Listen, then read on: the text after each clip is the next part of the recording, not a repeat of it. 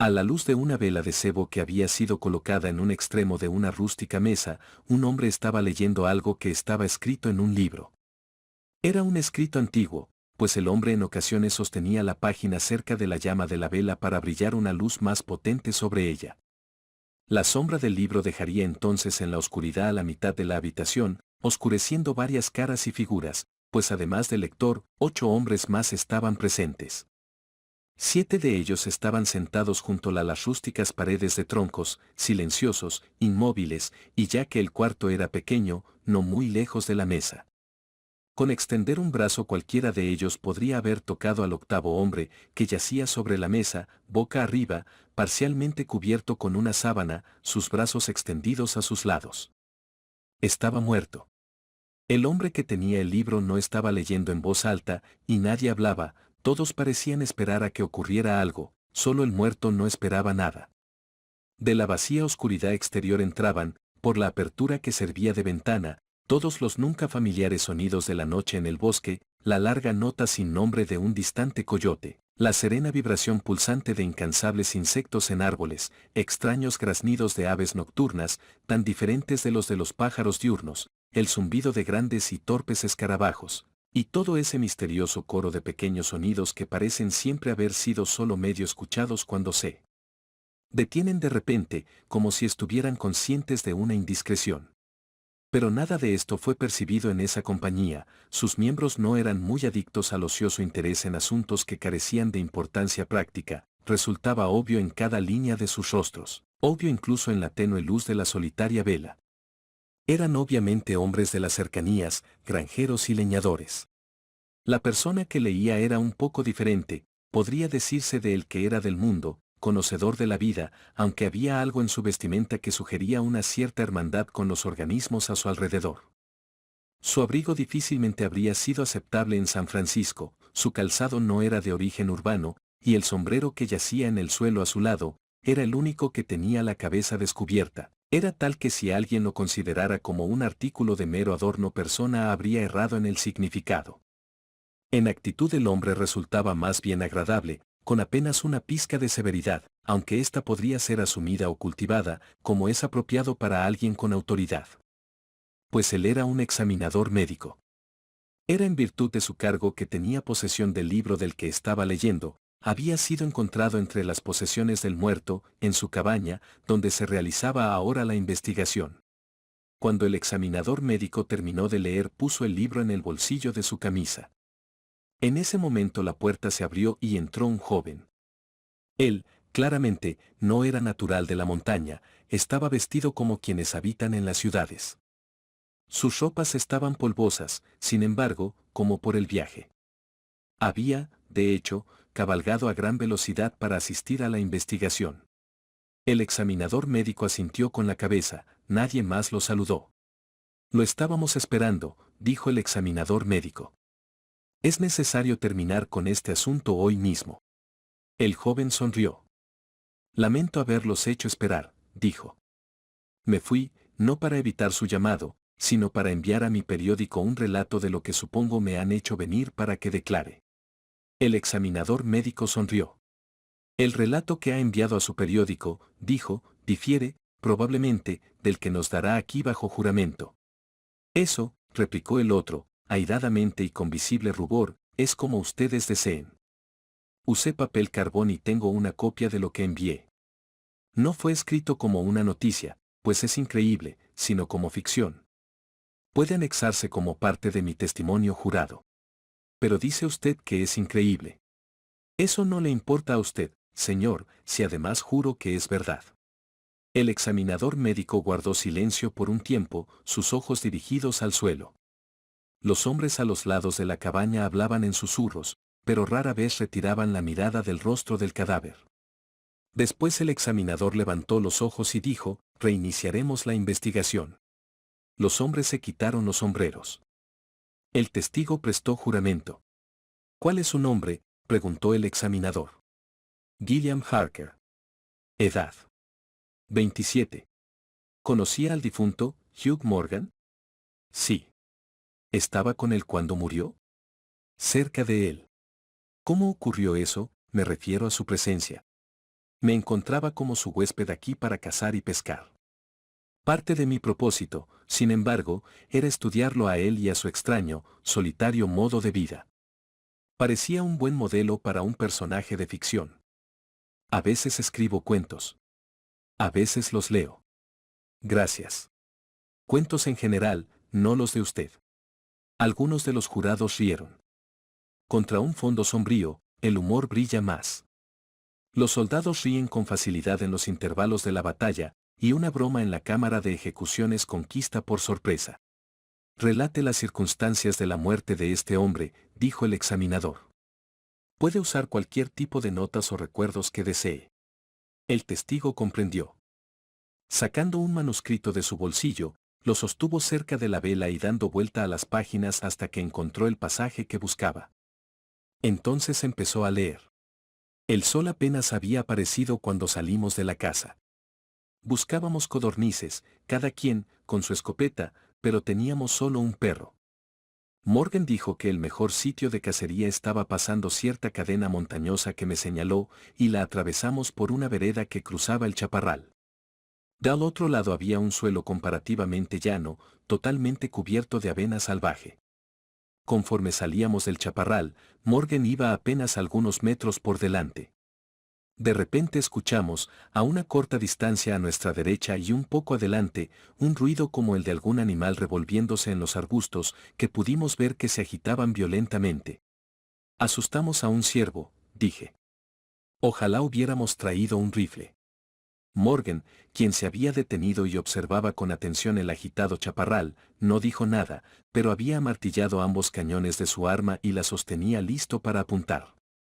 Me pareció un poco excitado, lo que me sorprendió, pues tenía la reputación de contar con extraordinaria sangre fría, aun en momentos de repentino e inminente peligro. Oh, vamos, dije. No va a dispararle a un ciervo con perdigones, ¿verdad?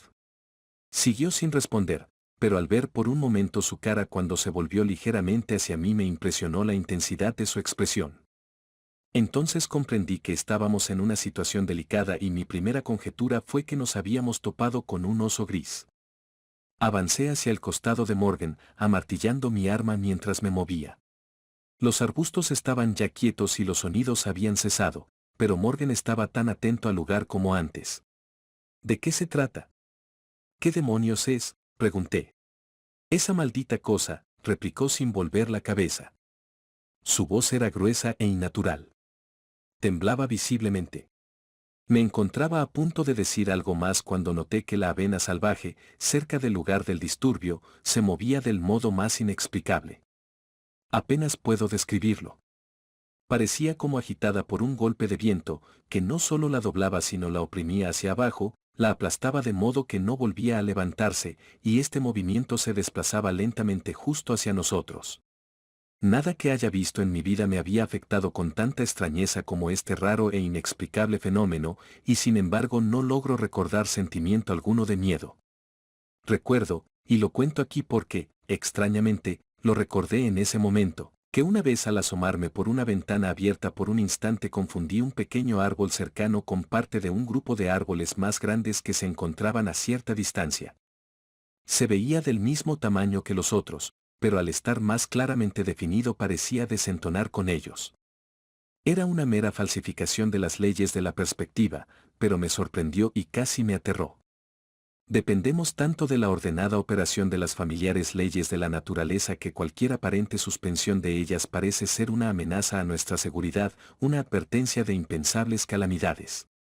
Así que ahora el movimiento, al parecer sin motivo, de las hierbas y la lenta, directa aproximación de la línea de disturbio eran claramente inquietantes. Mi compañero parecía estar en verdad asustado, y no pude creer a mis sentidos cuando vi que repentinamente se llevó el arma al hombro y disparó ambos cañones al agitado grano. Antes de que se dispersara el humo de la descarga escuché un potente grito salvaje, un aullido como el de un animal salvaje, y lanzando su arma al suelo Morgan escapó corriendo a toda velocidad. Al mismo tiempo fui lanzado violentamente al suelo por el impacto de algo invisible entre el humo, alguna sustancia suave, pesada, que pareció lanzada contra mí con gran fuerza. Antes de que pudiera levantarme y recuperar mi arma, que había sido arrancada de mis manos, oí gritar a Morgan como en mortal agonía, y mezclados con sus gritos había sonidos tan roncos y salvajes como los que emiten los perros al pelear. Inexpresablemente aterrorizado, logré ponerme de pie y mirar en la dirección de la huida de Morgan, y que el cielo me libre de otra visión como esa. A una distancia de menos de 30 metros estaba mi amigo, sobre una rodilla, con la cabeza hacia atrás a un ángulo imposible, sin sombrero, su largo cabello en desorden y su cuerpo completo moviéndose violentamente de lado a lado, hacia adelante y atrás. Su brazo derecho estaba levantado y parecía faltarle la mano, al menos, yo no podía verla. El otro brazo era invisible.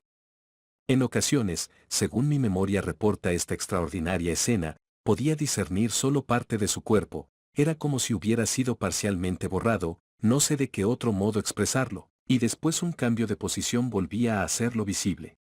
Todo esto debe haber ocurrido en unos pocos segundos, pero en ese lapso Morgan asumió todas las posiciones de un luchador decidido, derrotado por una fuerza y peso superiores. No vi nada más que a él, y a él no siempre claramente. Durante el incidente entero sus gritos y maldiciones se escucharon, como envueltos en una mezcla de rugidos de rabia y furia, como nunca los había yo escuchado de la garganta de hombre o animal. Por un momento permanecí indeciso, y después, soltando mi arma, corrí en auxilio de mi amigo. Tenía la vaga creencia de que estaba sufriendo de un ataque o de alguna forma de convulsión. Antes de que pudiera llegar a su lado estaba derribado y silencioso. Todo sonido había cesado, pero con un sentimiento de terror que aún estos horribles eventos no habían inspirado, vi de nuevo el misterioso movimiento de la avena salvaje, desplazándose del área pisoteada en que yacía el hombre hacia la orilla del bosque. Fue solo cuando alcanzó el bosque que pude alejar mis ojos para ver a mi compañero. Estaba muerto. El examinador médico se levantó de su asiento y se acercó al muerto. Levantando una orilla de la sábana, la retiró, exponiendo el cuerpo completo, totalmente desnudo y mostrando a la luz de la vela un tono amarillo arcilloso. Tenía, sin embargo, amplias marcas de negro azuloso, obviamente causadas por sangre a causa de contusiones. El pecho y los costados parecían haber sido golpeados con un mazo. Había horribles laceraciones, la piel estaba desgarrada en tiras y jirones. El examinador se dirigió al extremo de la mesa y desató un pañuelo de seda que había sido colocado bajo la barbilla y atado sobre la cabeza. Cuando el pañuelo fue retirado reveló lo que había sido la garganta. Algunos de los jurados que se habían levantado para ver mejor se arrepintieron de su curiosidad y retiraron la mirada. El testigo Harker fue hacia la ventana abierta y sacó la cabeza, débil y asqueado. Tras dejar caer el pañuelo sobre el cuello del muerto, el examinador se dirigió a un ángulo de la habitación y de una pila de ropas removió las piezas una por una, sosteniéndolas un momento inspeccionarlas. Todas estaban desgarradas y tiesas de sangre. Los jurados no las inspeccionaron con detalle. Parecían poco interesados. En realidad ya habían visto todo esto antes, lo único nuevo para ellos era el testimonio de Harker. Caballeros, dijo el examinador, creo que no tenemos más evidencia. Si deber ya les ha sido explicado, si no tienen preguntas pueden salir y considerar su veredicto. El presidente del jurado se levantó, un hombre alto y barbado de 60 años, vestido de manera ordinaria. Quisiera hacer una pregunta, señor examinador, dijo. ¿De qué manicomio se escapó su último testigo? Señor Harker, dijo el examinador con gravedad y calma, ¿de qué manicomio se ha escapado usted? Harker se ruborizó, pero no dijo nada, y los 7 jurados se levantaron y salieron solemnemente de la cabaña. Si ya ha terminado de insultarme, señor, dijo Harker, en cuanto él y el oficial se quedaron solos con el muerto, ¿supongo que soy libre de marcharme? Sí. Harker empezó a retirarse, pero hizo una pausa con la mano ya en la perilla de la puerta. El hábito de su profesión era fuerte en él, más fuerte que su sentido de dignidad personal. Se volvió y dijo: el libre que tiene ahí, lo reconozco como el diario de Morgan. Se veía usted muy interesado en él, lo estuvo leyendo mientras yo testificaba. ¿Puedo verlo? Al público le gustaría. El libro no será parte de este asunto, replicó el oficial, deslizándolo en el bolsillo de su abrigo, todo lo que se escribió en él ocurrió antes de la muerte del autor. Mientras Harker salía de la casa, el jurado volvió a entrar y permaneció de pie junto a la mesa, en la que el ahora cubierto cadáver se delineaba bajo la sábana con clara definición. El presidente se sentó cerca de la vela, sacó de su bolsillo un lápiz y un trozo de papel y escribió, con alguna dificultad, el siguiente veredicto, que con diversos grados de esfuerzo todos firmaron. Nosotros, el jurado, encontramos que los restos encontraron su muerte a manos de un león de montaña, pero algunos de nosotros piensan, al mismo tiempo, que tuvieron ataques. En el diario del difunto Hugh Morgan hay ciertos escritos interesantes que tienen, posiblemente, valor científico como sugestiones. Durante la investigación de su muerte el libro no fue considerado como evidencia, posiblemente el examinador médico no creyó pertinente confundir al jurado. La fecha de la primera anotación mencionada no puede ser determinada, la parte superior de la hoja ha sido arrancada, la parte de la anotación que queda dice lo siguiente. Corría en un medio círculo, manteniendo la cabeza siempre dirigida hacia el centro, y de nuevo se quedaba inmóvil ladrando furiosamente. Al final corrió hacia los arbustos lo más rápido que pudo. Al principio creí que se había vuelto loco, pero al regresar a casa no encontré ninguna alteración en su conducta excepto la que se debía claramente al miedo de ser castigado. ¿Puede un perro ver con su nariz? ¿Acaso los olores llevan a algún centro del cerebro imágenes de la cosa que los emitió? 2 de septiembre. Al ver las estrellas anoche cuando se levantaban sobre la cresta de la cadena montañosa al este de la casa, observé que desaparecían sucesivamente, de izquierda a derecha. Cada una era eclipsada por un instante, y solo algunas de ellas a la vez, pero a lo largo de toda la cadena de montañas, las que estaban a 1 o 2 grados de la cresta se borraban. Era como si algo se hubiera movido entre ellas y yo, pero no pude verlo, y las estrellas no eran lo bastante tupidas como para definir su silueta. Ah. No me gusta esto. Varias semanas de anotaciones faltan, pues 3 hojas han sido arrancadas del libro. 27 de septiembre. Ha estado por aquí de nuevo, encuentro evidencias de su presencia todos los días. Hice guardia de nuevo toda la noche desde el mismo sitio, arma en mano, con doble carga de perdigones para casa mayor. En la mañana las pisadas frescas estaban ahí, como antes. Y sin embargo podría jurar que no me dormí, de hecho, apenas puedo dormir. Es terrible, insostenible. Si estas increíbles experiencias son reales me volveré loco, si son fantasías es que ya lo estoy. 3 de octubre. No me iré, no me hará escapar. No, esta es mi casa, mi tierra. Dios odia a los cobardes. 5 de octubre. No puedo soportarlo más, he invitado a Harker a pasar algunas semanas conmigo, él tiene la cabeza serena. Puede juzgar por sus maneras y cree que estoy loco. 7 de octubre. Tengo la solución del misterio, se me ocurrió anoche, de repente, como una revelación. Qué simple, qué terriblemente simple. Hay sonidos que no podemos oír. A ambos lados de la escala hay notas que no estimulan cuerda alguna de ese imperfecto instrumento, el oído humano. Son demasiado agudas o demasiado graves. He observado una parvada de mirlos ocupando un árbol entero, varios árboles, todos cantando a la vez. De repente, en un momento, exactamente al mismo tiempo, todas se lanzan al aire y se alejan volando. ¿Cómo? No podían verse unas a otras, había varios árboles involucrados. De ningún modo pudo un líder ser visible a todas. Debe haber habido una señal de advertencia o una orden, alta y estridente por encima del escándalo, pero inaudible para mí. He observado, también, el mismo vuelo simultáneo cuando todo estaba silencioso, no solo entre mirlos, sino también en otros pájaros, por ejemplo, codornices ampliamente separadas por arbustos, aún en extremos opuestos de una colina.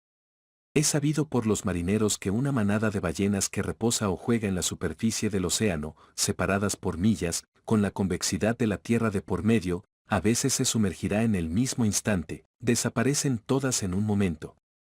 La señal ha sido sonada, demasiado grave para el oído del marinero sobre el mástil y de sus compañeros en cubierta, quienes, sin embargo, sienten sus vibraciones en la nave como las piedras de la catedral son alteradas por el bajo del órgano. Como ocurre con los sonidos, pasa con los colores. A cada extremo del espectro solar el químico puede detectar la presencia de lo que se conoce como rayos actínicos. Representan colores, colores integrales en la composición de la luz, que somos incapaces de discernir.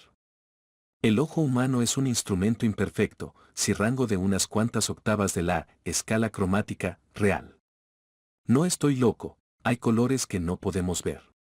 Y, que Dios me ayude, la maldita cosa es de uno de esos colores.